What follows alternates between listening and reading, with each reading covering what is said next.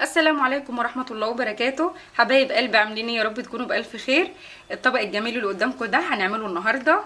هنعمل مع بعض صدور فراخ بالخضار. اتمنى يا رب ينول اعجابكم. تعالوا نشوف مع بعض احنا عملناه ازاي. عندي نص كيلو من صدور الفراخ مقطعاه بالطول كده زي ما انتم شايفين. اول حاجة هعملها هحط شوية معلقة كبيرة من الخل ومعلقة كبيرة من زيت الزيتون، وهنزل بالتوابل بتاعتي ملح وفلفل وكزبره ومعلقه كبيره من البابريكا، وهنقلب كل الخليط ده كده مع بعضه. هنقلب التوابل مع الفراخ وهنسيبها لمده ساعه تريح في التلاجة، وبعد كده هننزل بيها على النار. هقول لكم هنعمل ايه، خليكم معانا. عندي الطاسه بتاعتي جاهزه على النار، هحط فيها شويه من زيت الزيتون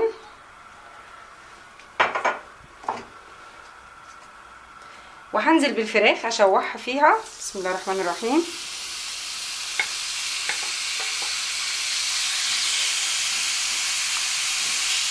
اول ما لونها يتغير الفراخ هنشيلها من على النار.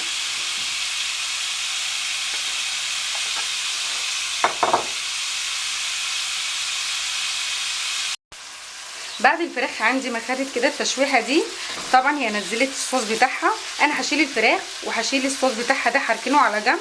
هقول لكم هنعمل بيه ايه.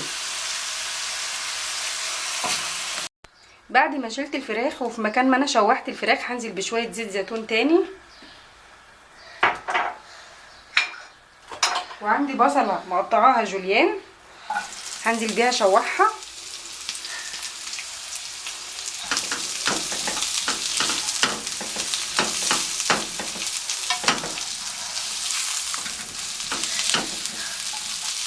بس بعد كده هنزل بفص الثوم هشوحهم برضو مع البصله.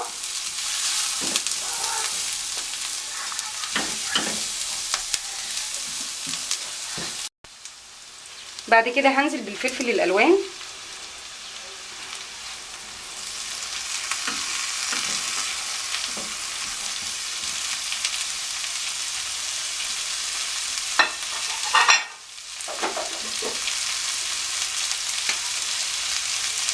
وعندي بسله وفاصوليا وجزر.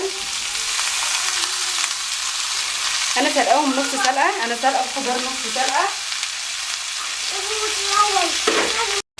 بعد ما حطيت الخضار بتاعي هنزل بشويه ملح وفلفل شويه صغيرين، وهنزل بمكعب من الماجي،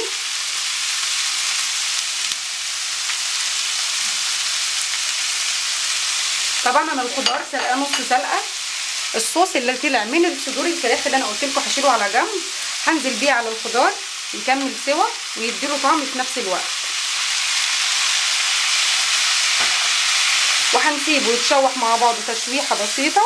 وبعد كده هنزل بالفراخ بتاعتي اللي انا شوحتها الاول.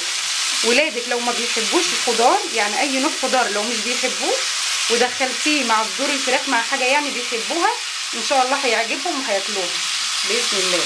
جربيها وهتعجبكم جدا.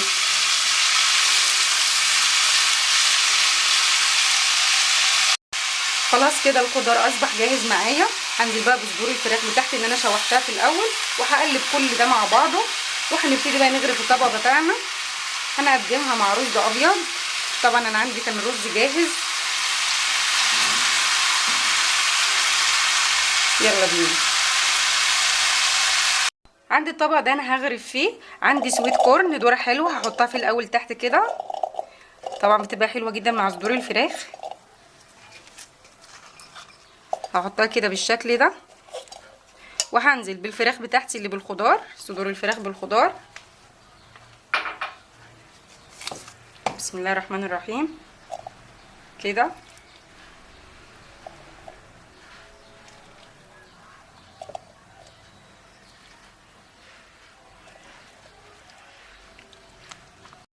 الخطوه اللي بعد كده بقى هنزل بالرز. هحط الرز بتاعي فوق الفراخ،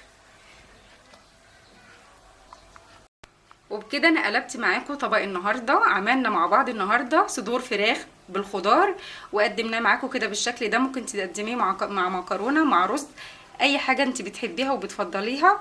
اتمنى يكون فيديو النهارده عجبكم. ما تنسونيش في لايك وشير. بشكر كل الناس اللي بتتابعني، وبشكر كل الناس اللي حضرت معايا العرض النهارده.